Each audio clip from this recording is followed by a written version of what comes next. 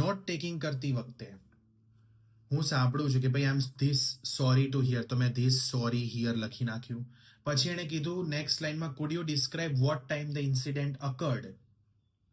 હવે મને ડિસ્ક્રાઇબ લખવામાં તકલીફ પડે છે, તો ડિસ્ક્રાઇબ એટલે શું? એનું ઇઝી વર્ડ શું લખી શકું હું નોટ્સમાં? કોઈ બીજો પેલો રિપ્લેસમેન્ટ હોય તો કહો જલ્દી.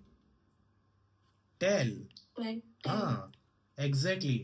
ટેલની નોટ્સ કેટલી ઇઝી બની ગઈ, ટીએલ. પછી વોટ ટાઈમ ઇન્સિડન્ટ અકર્ડ. હવે 5 સેગમેન્ટથી ACD લખું છું એક્સિડન્ટ ને, તો અહીંયા એક્સિડન્ટ ઇન્સિડન્ટ બધું સરખું જ છે. અકરની જગ્યાએ હેપન લખ્યું હોય તો બી ચાલે, જે ઇઝી પડે. ખ્યાલ આવ્યો?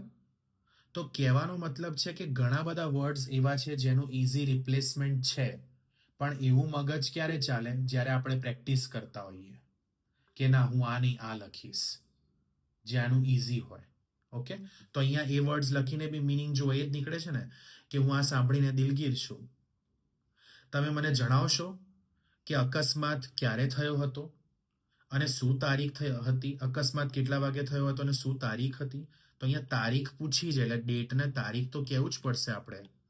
ઓકે, પછી તમે સાયકલ ચલાવનારને તમારી તરફ ખૂબ જ ગતિથી આવતા જોયેલો હતો. ક્વેશ્ચનનો ટોન આવવો જોઈએ, બીકોઝ અહીં ક્વેશ્ચન માર્ક છે. શું એણે હેલ્મેટ પહેર્યું હતું? એવું.